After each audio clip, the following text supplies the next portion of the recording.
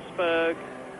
I'm glad to tell you, incidentally, that Patrick Tambay is all right. I thought he'd hurt his leg quite badly, but we've had the good news that Patrick Tambay is perfectly okay, as Lauda, who has got past Patrese, pulls away now, and Arnoux is going to try and take the Italian. There's Manfred Winkelhock in 7th position. This will give him a chance to close up.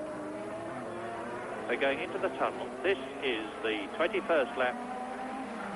Mansell, of course, out of the race, as are Tambay, Warwick, De Angelis, Cecotto, Corrado, Fabi, and Nelson Piquet. And look at, there he goes. There goes Stefan Bellof. Bellof has taken Keke Rosberg and moved up into 5th place in a superbly judged passing move. Yes, and judged is exactly the right term, Murray, because you can't see a thing where you're going, so you've got to eyeball everything up, look where you are on the track, shut your eyes, as good as that, and just hope that it all works out. And Bellof has done exactly that. And is now with Riccardo Patrese, who is practically a full lap behind him, and he's shown the blue flag by the marshal, which means there is someone behind you who wishes to pass you, as if Patrese didn't know. And there is Manfred Winkelhock in 7th place closing up, as Bellof challenges Patrese and Van der Vogt. Patrese looks in his right mirror. This is going to give Keke Rosberg, if he could control the wheel spin that he's undoubtedly fighting, the chance to close the gap a bit between himself and Bellof. But I suspect that the Tyrrell is so nimble and has such ideal power characteristics for this terribly wet track that Rosberg will not, in fact, be able to close up. There is Arnoux, 4th. And Stefan Bellof goes through. Riccardo Patrese does move over and let him through. Rosberg, now, Rosberg drops back, and as you saw, with Winkelhock closing up on Rosberg, who is 6th, and there's Bellof giving it the big slide treatment as he goes into the tunnel. René Arnoux is getting very close to Niki Lauda, who is 3rd. The race order on this, the 22nd lap, as you look at Keke Rosberg, is Alain Prost leading. Senna, let us not forget that, is in 2nd place. 3rd is Lauda. 4th is Arnoux. And there goes Bellof.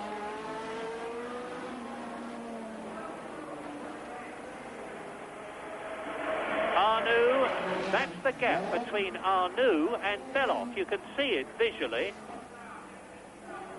René Arnoux in 4th position, Stefan Bellof. There he is in 5th place, number 4. 26 years old. This is only his 6th Grand Prix, Stefan Bellof. Made a name for himself in Group C sports car racing. Last year has capitalised on it through the successful efforts of a consortium of German businessmen to sponsor him. And there goes Lauda, Arnoux, Bellof. And in the distant mists now, Keke Rosberg. Well, Senna and Bellof will be doing their reputations an extremely big power of good here today. There'll be team managers with top cars going up to sign them. They're both contracted drivers, though, but they'll be putting up their prices and also putting up their reputations for these excellent performances. 3rd, 4th and 5th together into the tunnel. Lauda, Arnoux and Bellof. Lap 23 ahead of them, Prost and Senna.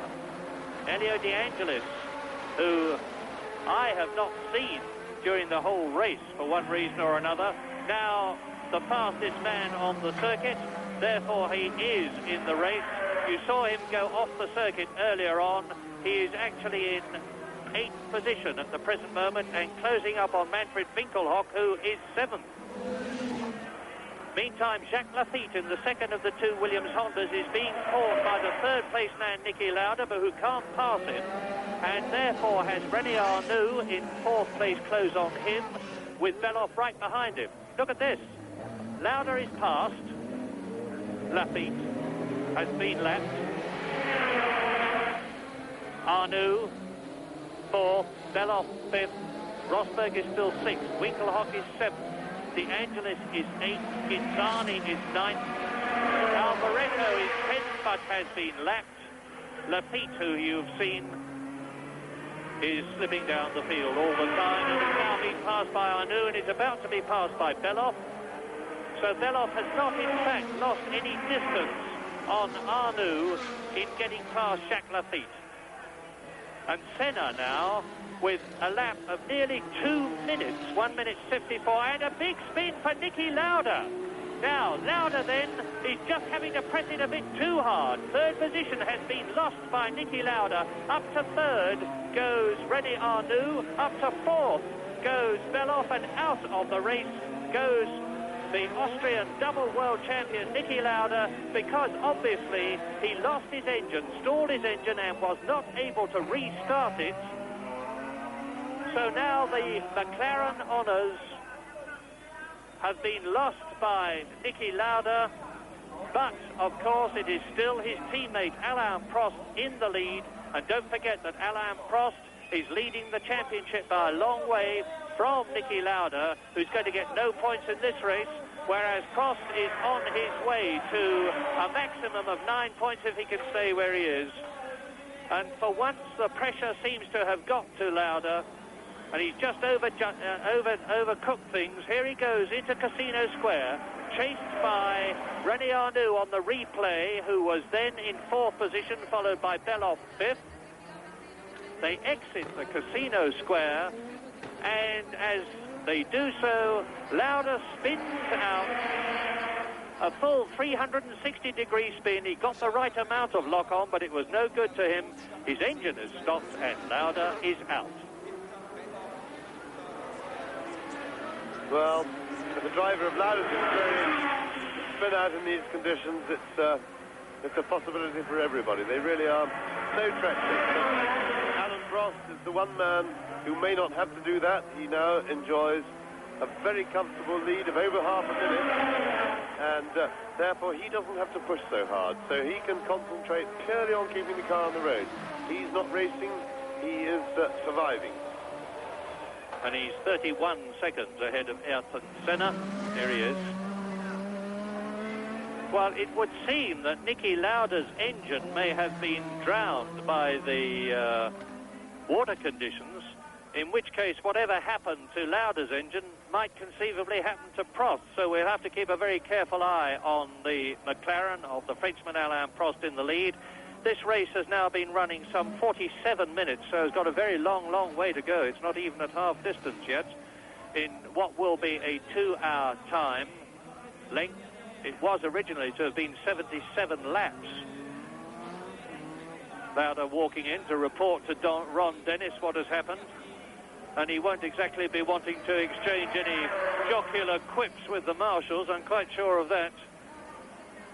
As Arnoux and Beloff now in third and fourth places round the swimming pool, chasing Senna, and Senna is some 15 seconds ahead of this battle, and Stefan Beloff now taking advantage, as he has done all through this race, of the excellent power characteristics of his Ford DFB engine and the nimbleness of his Tyrrell to combat the excess horsepower that Arnoux has got, which generates wheel spin all too easily, to close up on the Ferrari and hopefully soon to take it in third position.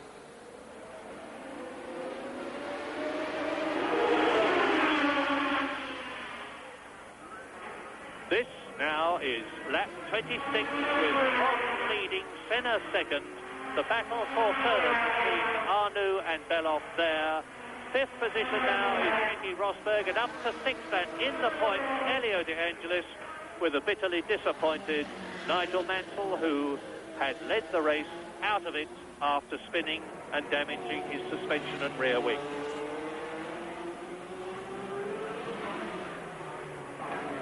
I didn't think the rain could get worse here at Monaco, but really it is. It's not just dropping down, it's really heavy driving rain now.